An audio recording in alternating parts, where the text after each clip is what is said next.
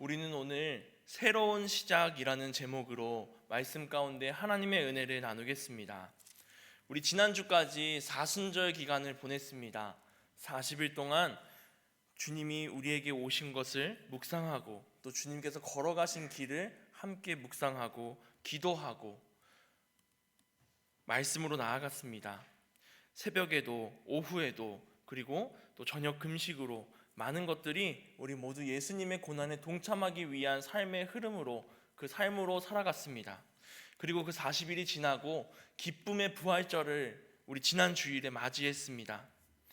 이렇게 사순절이 지나고 나서 예수님과 함께하게 한 예수님께서 부활하신 그 기쁨으로 우리가 주일을 보내고 이번 한 주는 어떤 시간을 보냈는지 궁금합니다.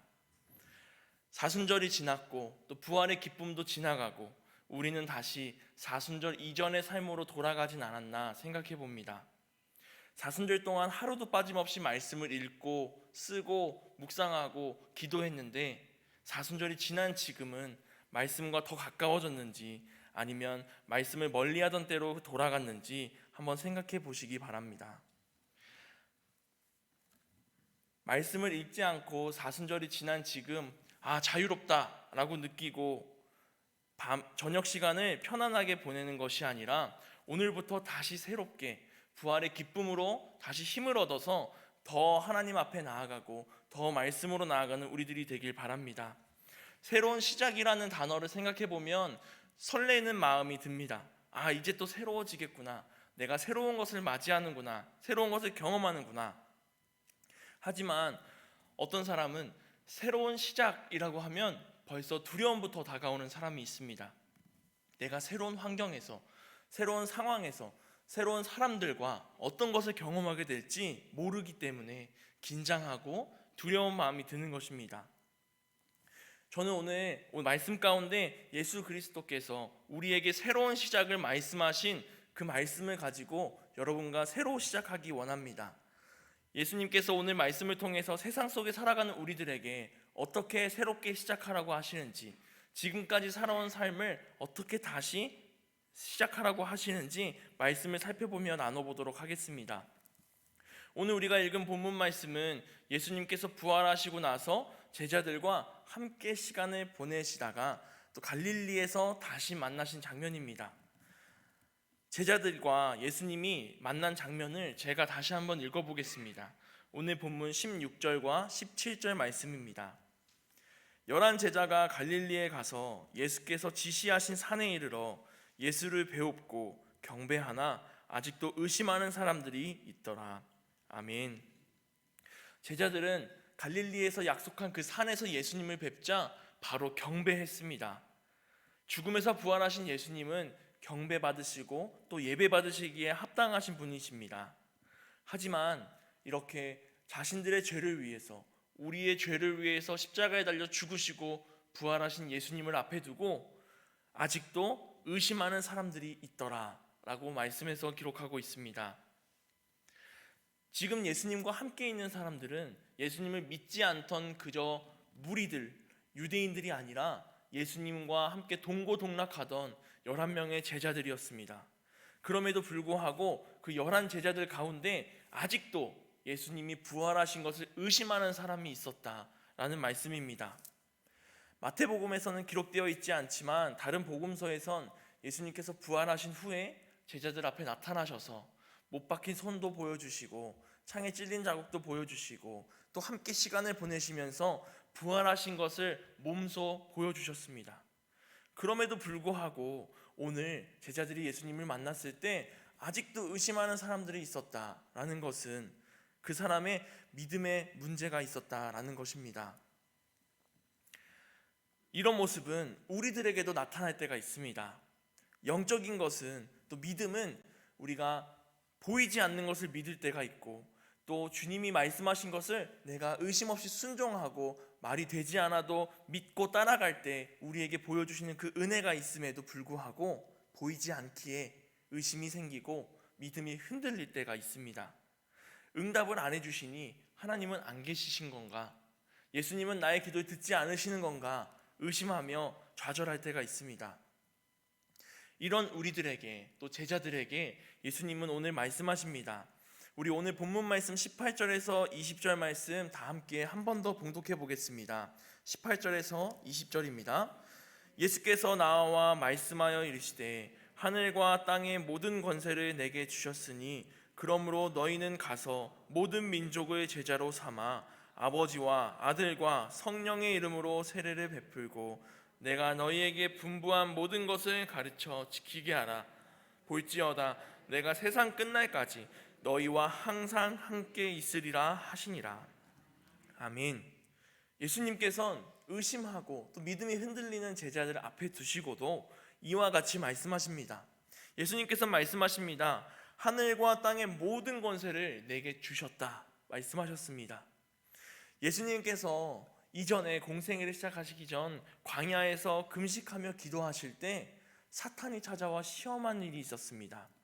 3가지의 시험을 했을 때 마지막 3번째 시험에서 사탄은 예수님을 높은 산으로 데리고 가서 세상의 모든 나라와 그 영광을 보여주면서 말합니다. 너가 나에게 엎드려 절하면 지금 내가 보고 있는 이 모든 것을 너에게 주겠다. 이 세상의 모든 권세를 너에게 주겠다라고 이야기합니다. 하지만 예수님은 뭐라고 말씀하셨습니까? 그 사탄에게 사탄아 물러가라.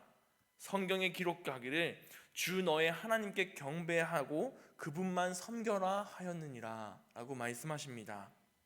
이와 같이 하나님의 말씀으로 그 유혹을 이겨내셨습니다. 이 땅의 권세 예수님께는 하나도 필요가 없고 오직 하나님이 말씀하신 대로 하나님의 계획을 이루고 우리를 구원하시는데 예수 그리스도가 이 땅에 오신 목적이 있었습니다. 이와 같이 온 세상의 권세는 사탄이 주는 것이 아닙니다. 하나님의 말씀을 따를 때 하나님께서 구원의 역사를 이루셨고 예수 그리스도를 이 땅과 하늘의 권세를 모두 주셨습니다. 하지만 예수님께서 이 땅의 권세를 얻기 위해 십자가에 달리신 것이 아니죠. 오직 우리를 위해서 우리의 죄를 용서하시고 우리를 다시 살게 하시고 새롭게 시작하게 하기 위하여서 하나님 나라에 올라가는 자녀가 되게 하시기 위하여서 십자가에 달리신 것입니다. 주님은 말씀 속에서 우리에게 반복하여 말씀하십니다. 이 성경 가운데 우리에게 낮아져라, 섬겨라, 희생해라, 손해를 봐도 괜찮다, 되받지 말라고 이야기하십니다. 왜 그럴까요?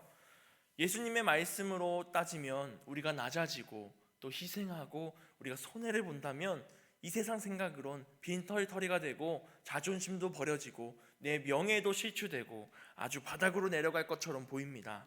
하지만 이 땅의 모든 권세는 하나님께서 다스리는 것임을 믿으시기 바랍니다.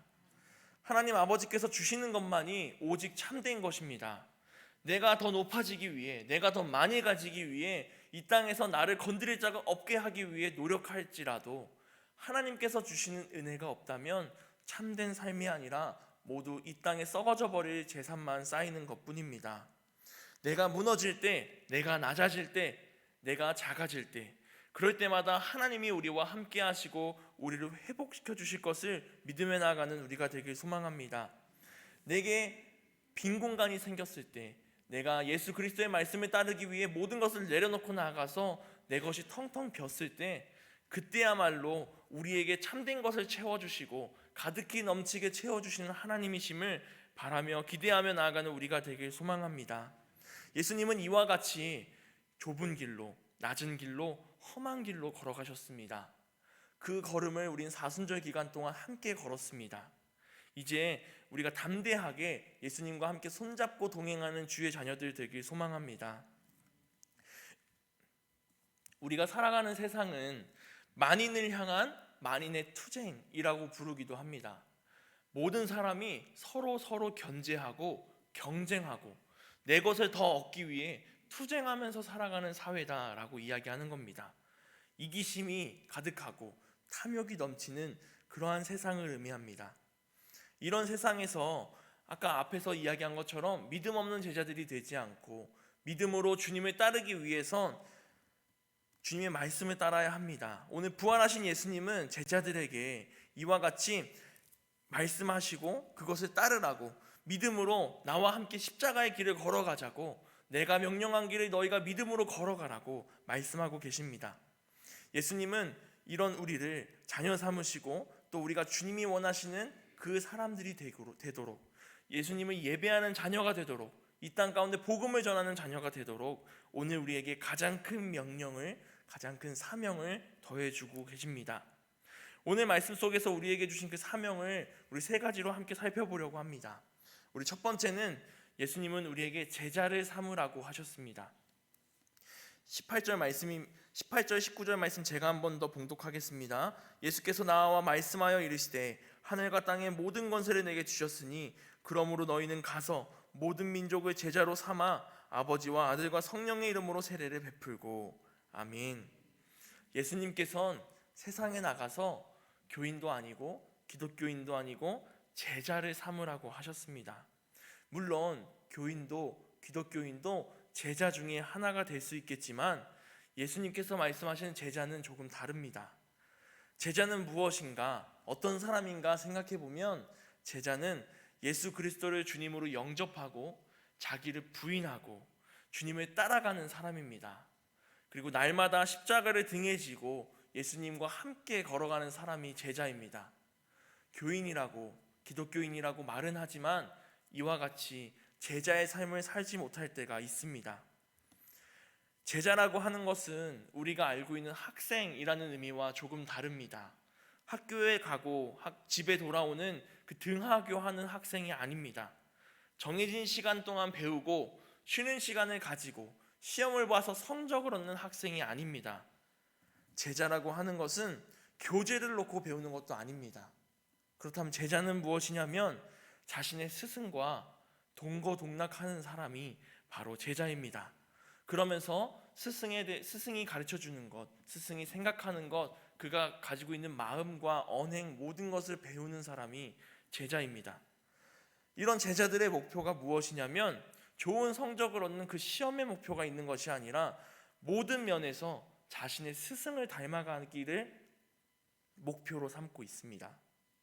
예수님은 이런 제자가 이 땅 가운데 더욱 많아지기를 원하셨습니다. 한 사람의 제자가 늘어나면 하나님의 나라가 그만큼 더 확장되기 때문입니다.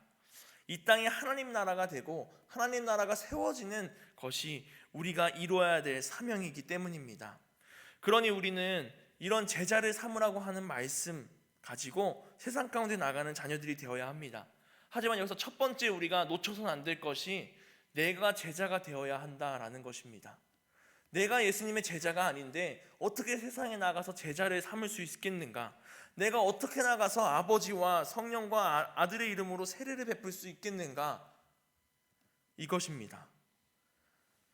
우리는 제자입니까? 한번 생각해 보면 나가기 소망합니다. 그저 학생 때처럼 등하교 하듯이 예배를 왔다 갔다 하고 수업이 끝나기를 기다리는 학생처럼 예배가 끝나기를 기다리진 않았는지, 스승님의 눈을 피해서 열심히 도시락을 까먹던 것처럼 내 배만 채우려는 제자는 아닌지 생각해보며 내가 어떤 제자인지 생각해보기 원합니다. 또 제자들 중에 내가 원하는 것만 쏙쏙 빼서 가려 배우는 제자들도 있습니다. 우리가 무엇인가 배우려면 가장 강조하는 것이 무엇이냐면 기본입니다. 운동을 할 때에도, 공부를 할 때에도, 음악을 할 때에도, 기술을 배울 때에도 기본을 배우고 기초를 배우고 그것이 바로서야 그 다음 단계로 적용해도 다치지 않고 더 좋은 효과를 낼 수 있기 때문입니다. 하지만 배움의 자리에 가면 가장 지루한 시간이 그 첫 시간, 기본과 기초를 배우는 시간입니다. 그렇지만 이 기본이 잘 세워지지 않는다면 기본 없이 기초 없이 세워진 탑이 금방 무너지듯이 그 탑은 무너지고 말 것입니다. 우리는 예수님의 제자가 되어야 하는 사람들입니다. 그러니 그 믿음의 기초를 제대로 세워나가는, 그 믿음의 기초를 다시 쌓기 시작하는 새로운 시작을 하는 우리들이 되길 소망합니다. 우리 동두천교회 표어가 무엇입니까? 복음의 기초로 돌아가자입니다. 코로나 시기 가운데 계속해서 복음의 기초로 돌아가자라는 표어를 가지고 나가고 있습니다. 복음의 기초를 쌓기 위해 예배 그리고 말씀이 우리 가운데 떠나지 않고 기도의 소리가 끊이지 않고 또는 한 영혼을 구원하는 자녀가 되자, 그것으로 복음의 기초를 세우자라고 강조하며 나가고 있습니다. 코로나 시기 가운데 우리가 이 기초를 잃어버리고 기초에 구멍이 뻥뻥 나고 기초가 흔들리는 제자들이 많이 있습니다. 우리 이 시간부터 우리가 지난주와 또 그 전에 40일 동안 보냈던 사순절과 부활절을 가지고 내가 그때는 어떻게 하나님을 섬겼는지, 내가 그 이전의 삶으로 돌아가지 말고 기초에 구멍이 나 있는 사람으로 돌아가지 말고 더 단단히 세워나가길 이 시간 고백하며 다짐하며 나아가길 소망합니다. 우리가 평범한 일상으로 돌아왔다라고 생각될 때가 있습니다.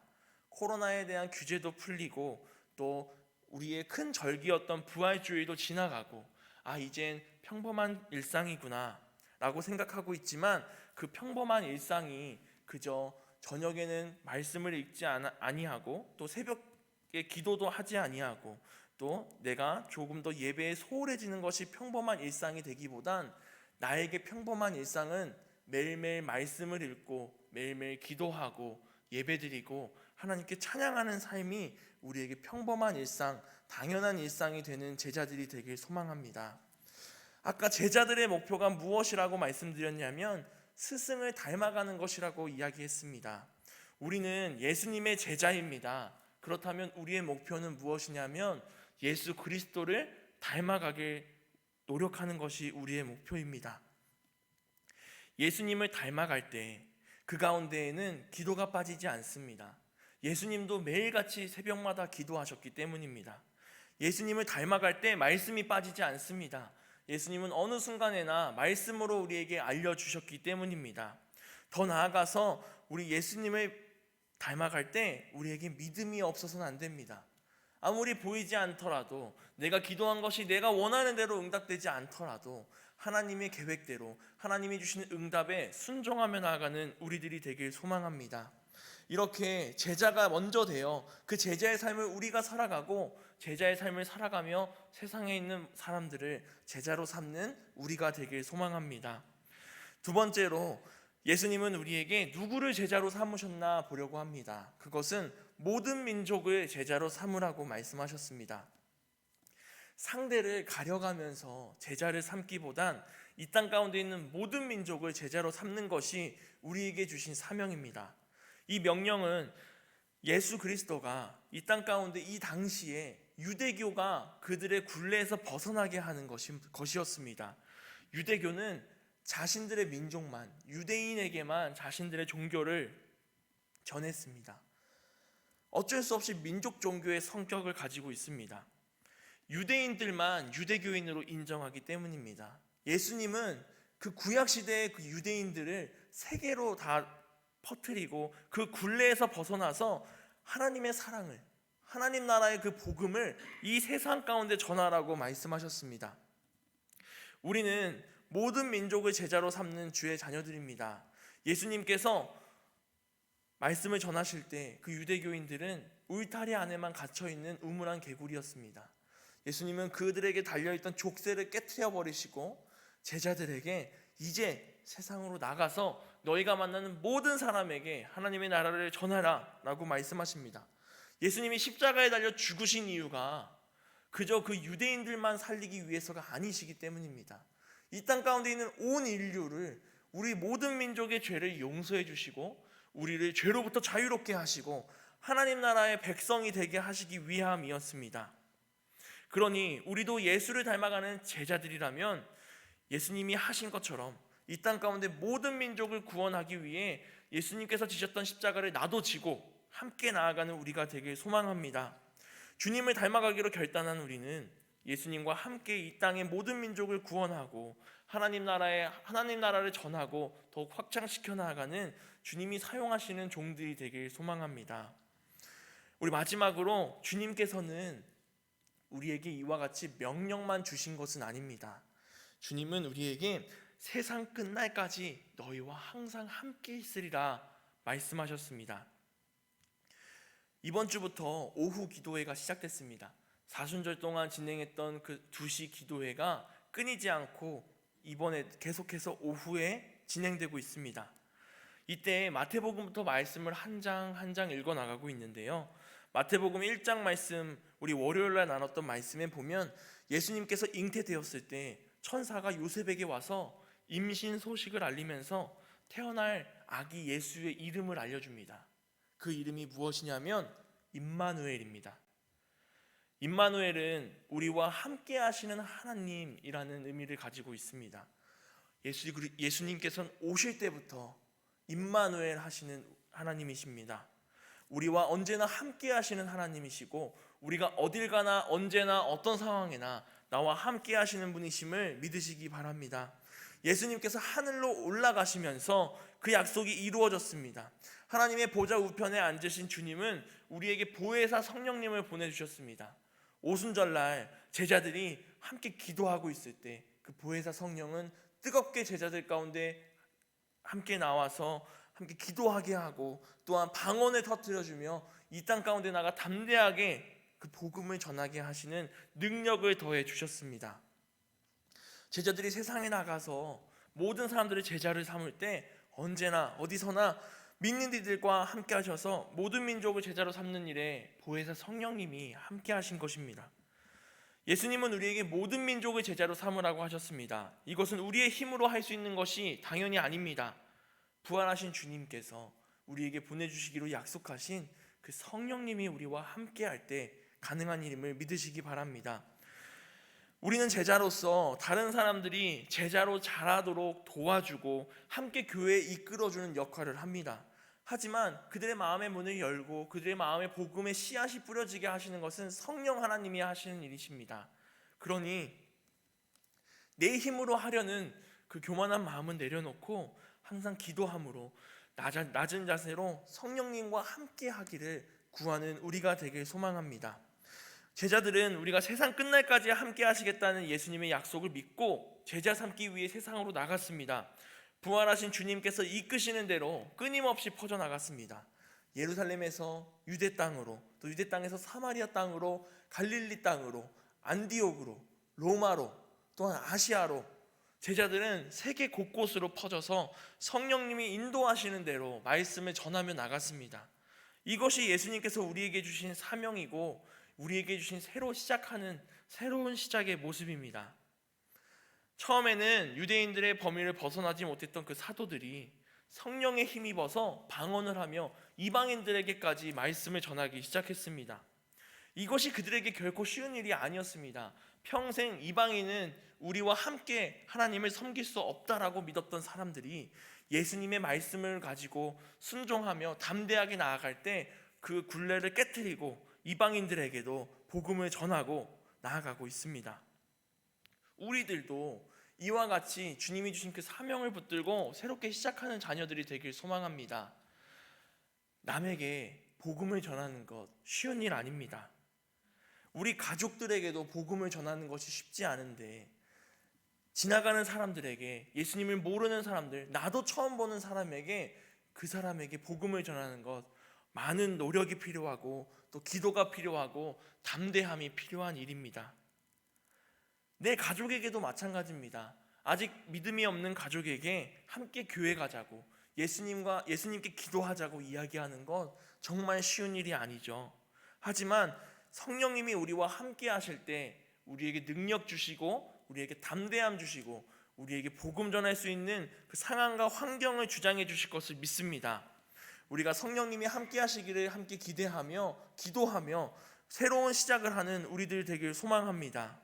사도들이 세상 가운데 복음을 전할 때 그 복음 전하는 사람들을 방해하고 박해하고 결국 목숨을 잃는 사도들도 있었습니다.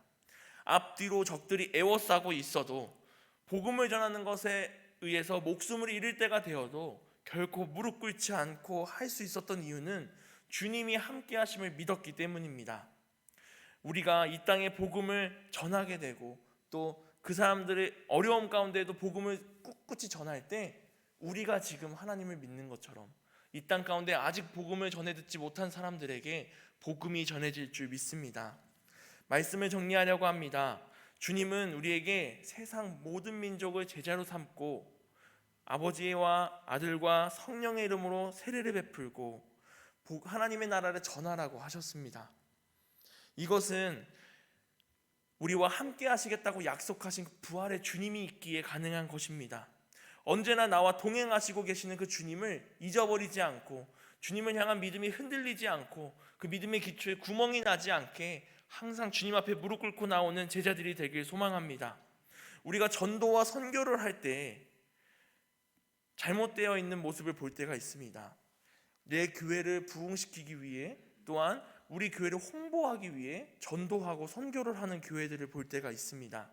하지만 우리가 이 땅 가운데 예수 그리스도의 사명을 가지고 나가는 이유는 하나님을 알지 못하는 사람들에게 하나님이 주시는 그 진정한 행복을 알게 하고, 하나님의 사랑을 알게 하고, 하나님 나라를 알게 하고, 하나님 나라를 같이 들어가기 위함입니다. 이것을 알고 나 혼자 잘 믿으면 되지 라는 마음은 모두 내려놓고 함께 믿고 함께 하나님 앞에 나아가는 우리가 되길 소망합니다. 나 혼자 잘 믿으면 되지 라는 마음은 제대로 믿지 않겠다라는 것과 같습니다. 우리가 제대로 된 믿음을 갖기 위해선 꾸준히 제자로 살아가기 위해 스승인 예수 그리스도를 닮아가는 삶을 살아야 합니다. 이제 새로운 시작입니다. 우리가 이전의 삶으로 돌아가지 말고 더욱 말씀 가운데, 예수님 가운데 살아가며 내 이웃에게 제자의 삶을 살아가자고 초청하고, 내 가족에게 함께 제자의 삶을 걸어가자고 초청하기 위해 기도하고 나아가는 우리가 되길 소망합니다. 집으로 돌아가시면서 생각해 보시기 바랍니다. 나는 어떤 제자인가? 다른 사람이 제자 되도록 내가 돕는 일을 했는가? 질문의 답을 생각하면서 주님, 제가 오늘 다시 시작하겠습니다. 새롭게 시작하겠습니다. 제가 주님을 닮아가는 제자의 삶으로 다시 한번 일어나겠습니다. 다짐하고 나아가는 우리가 되길 소망합니다. 기도하겠습니다. 사랑과 은혜가 충만하신 하나님, 우리에게 주신 그 크신 은혜와 사랑에 감사합니다. 오늘 함께 말씀 나누면서 우리가 제자의 삶을 살아가기 위해 다짐하고 결단했습니다. 지금까지의 삶이 어떤 삶이었는지 모르지만 우리들이 다시 한번 이전의 삶보다는 한 걸음 더 나아가고, 한 걸음 더 나아가고, 한 걸음 더 주님과 가까워져서 주님의 제자로서 주님을 닮아가고, 주님과 동행하고, 주님과 함께 십자가를 지고 나아가는 우리들 될 수 있도록 인도하여 주시옵소서. 최종도 장로님, 김영주 권사님 가정 감사헌금 드립니다. 아버지의 장례를 무사히 마치게 해주신 은혜를 감사드립니다. 기도하시면서 감사함을 드립니다. 주님께서 이 기도 기쁘게 받아주시고, 또한 주님이 함께 하시는 그곳에서 또 아버지가 주님과 함께 영원한 영생을 살아갈 수 있도록 인도하여 주시옵소서. 주님께서 또한 이 가정 가운데 감사의 제목이 끊이지 않도록 인도하여 주시옵시고, 주님으로 말미암아 이 땅 가운데 기쁨을 전하는 가정으로 사용하여 주시옵소서. 사랑이 많으신 예수 그리스도의 이름으로 기도했습니다. 아멘.